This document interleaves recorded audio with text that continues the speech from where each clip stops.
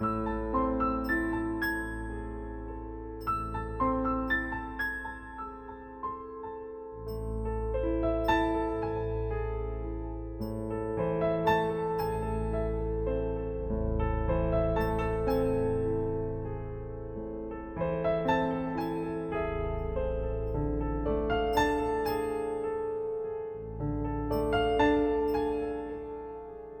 day of the Lord is coming, Jerusalem, when your possessions will be plundered and divided up within your very walls. I will gather all the nations to Jerusalem to fight against it. The city will be captured, the houses ransacked, and the women raped. Half of the city will go into exile, but the rest of the people will not be taken from the city. Then the Lord will go out and fight against those nations, as he fights on a day of battle. On that day, his feet will stand on the Mount of Olives, east of Jerusalem, and the Mount of Olives will be split in two from east to west, forming a great valley, with half of the mountain moving north and half moving south. You will flee by my mountain valley, for it will extend to Azel. You will flee as you fled from the earthquake in the days of Uzziah, king of Judah. Then the Lord will come, and all the holy ones with him. On that day there will be neither sunlight nor cold, frosty darkness. It will be a unique day, a day known only to the Lord, with no distinction between day and night. When evening comes, there will be light. On that day, living water will flow out from Jerusalem, half of it east to the Dead Sea, and half of it west to the Mediterranean. In summer and in winter, the Lord will be king over the whole earth. On that day there will be one Lord, and his name the only name. The whole land from Geba to Rimmon, south of Jerusalem, will be like the Arabah. But Jerusalem will be raised up high, from the Benjamin gate to the first gate to the corner gate, and from the tower of Hananel to the royal wine presses, and will remain in its place. It will be inhabited. Never again will it be destroyed. Jerusalem will be secure.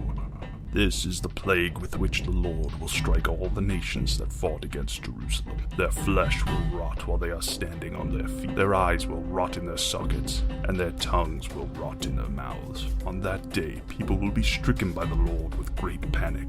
They will seize each other by the hand and attack one another. Judah too will fight at Jerusalem. The wealth of all the surrounding nations will be collected. Great quantities of gold and silver and clothing. A similar plague will strike the horses and mules, camels and donkeys, and all animals in those camps. Then the survivors from all the nations that have attacked Jerusalem will go up year after year to worship the King, the Lord Almighty, and to celebrate the Festival of Tabernacles. If any of the peoples of the earth do not go up to Jerusalem to worship the King, they will have no rain. The Egyptian people do not go up and take part. They will have no rain. The Lord will bring on them the plague he inflicts on the nations that do not go up to celebrate the Festival of Tabernacles.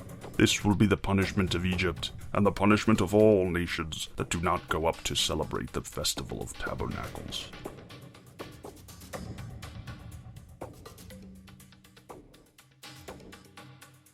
So today's horror story from the Bible was Zechariah chapter 14, pretty much the whole chapter, verse 1 through, we stopped at verse 19. This passage is a little bit famous because it inspired Steven Spielberg to have Nazis melted at the end of Raiders of the Lost Ark. There's a plague described which causes eyes and tongues to rot out and basically melt faces, which is just a lovely image, a lovely, wonderful thing for a wonderful, loving God to do. I think the worst part about the whole plague thing is that God says it's going to strike down all the animals in their camps, which is a total dick move. What do these animals do? Apologists can make any number of arguments that the people are attacking Jerusalem, they deserve to have their flesh melted off for doing that. But you couldn't make an argument for the animal cruelty. I've had Christians claim that God owns everything and created everything so he can just fucking kill people, and that's fine. Or that it's okay for him to just kill animals. Oh no, it's fine. He can just destroy them because he created them. The problem with that is that it removes any idea of morality from God. Morality necessarily deals with the interactions of living beings and how they treat each other. So to say that God has permission to just do whatever he wants because he created everything, it flies in the face of the idea that he could be a good God, that he could be a morally good being.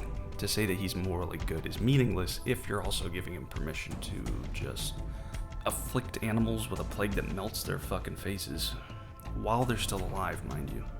You could, and apologists would, make the argument that the people deserve it, but the animals, I don't.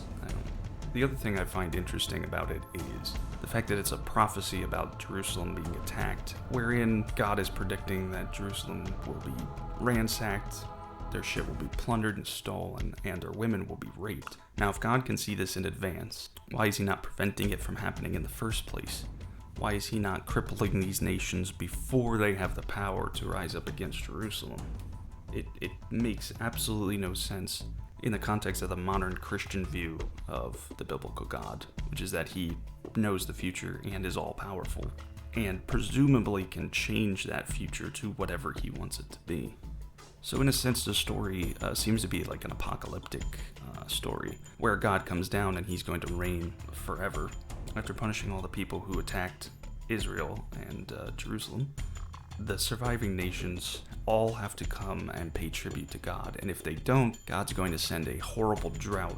They're going to get no rain, and they also have to participate in the Feast of Tabernacles, or the Festival of Tabernacles. Now, this is sort of weird. This is a forced cultural assimilation where everyone now has to worship the Jewish God, and if they don't, he's just gonna fuck them up. He's gonna either send a plague or rain will dry up and there just won't be any crops and people will starve. I mean, this is some serious thuggery, which you wouldn't expect from a supposedly merciful God, but of course, this is the Bible. The idea that this God is merciful is a joke, typically upheld by a lot of mental gymnastics and apologetic horseshit. And of course, the most frightening thing of all is that Christians celebrate this kind of shit. Christians will attempt to gloat or threaten an atheist by saying, oh, you know, every knee shall bow and every tongue confess. And this is the kind of shit that they're imagining. They're imagining like sort of a giant throne somewhere on earth or somewhere in heaven where, just all the people who didn't believe, all the sinners will have to bow before God before they get thrown into the fire. And this brings Christians joy, this kind of thing. They would love to just say, we told you so. See, Jesus is real. See? But the funny thing is that they do it prematurely before anything's happened, of course, and they've been waiting for 2,000 years, which is even more fucking hilarious. Because how can you be so smug and sure about something that's written down in this ancient book, and you've been waiting 2,000 years, and nothing's happened? It's the longest blue balls in history. It's ridiculous. And generation after generation of Christian, they die, and then the next generation comes, and it's just the exact same. Oh, the end times, they're here. You just watch your back. You atheists and you unbelievers and sinners better watch out, because he's coming. Yeah, sure he is. And according to Zechariah, this is the kind of shit he's gonna do. This is the kind of twisted, fucked up shit that your God does. He melts people's faces. That's metal as fuck, but holy shit, that's evil as fuck too. Anyway, that's about all I have to say about this passage, so thanks for watching. Also, if you want to read more horror stories and other fucked up shit from the Bible, I have a new blog. It's called Fuck the Bible, or hashtag Fuck the Bible, although I'm still very lukewarm about the whole hashtag thing. You can find it at fuckthebible.wordpress.com.